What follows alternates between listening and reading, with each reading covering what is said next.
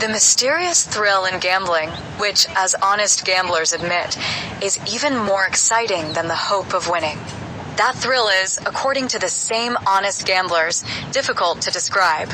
One patient described it as pleasurable painful tension. I subsequently submitted this formulation to a series of patients who were addicts of gambling and found that most of them confirmed its accuracy. It was interesting to observe, in this connection, the mixture of surprise and hesitation with which these patients reacted to being asked to check on their feelings. Though all of them were familiar with the thrill in question, none had ever attempted to define it, and some acted as though there was some sort of sacrilege involved in even discussing it. "Let sleeping dogs lie," said one. "But they're not sleeping at all," was my reply. "In your case, they are very much awake." The reason for this reluctance is plain. Understanding of the thrill robs it of mystery to the masochistic substructure, hence is to be avoided at all costs.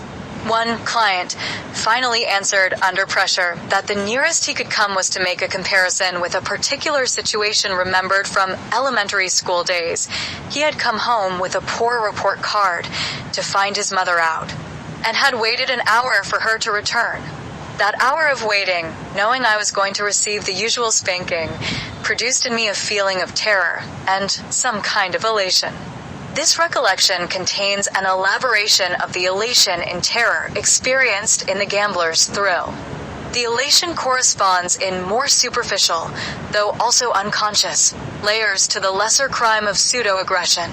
The gambler oversteps educational commands.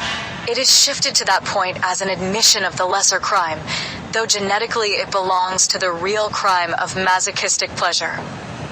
The case of the gambler may be stated as follows: having become stabilized on the rejection level as the end result of his specific infantile conflict, he reenacts in his gambling the whole rigmarole of his wishes and defense. The unconscious wish, "I want to be refused," is counteracted by severe inner guilt. To assuage the latter, the mechanical gambling device and its animate substitutes become unconsciously identified with the infantile prototypes. These must, by their unjust and refusing behavior, feed the alibi.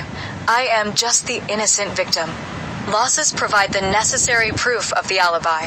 Hence my conviction that the gambler, unconsciously, wants to lose. In the long run, he always loses. To formulate it another way, the gambler risks good money for the bogus coin of his inner wishes and defenses. Since no exchange rate exists between inner and outer reality, he takes monetary losses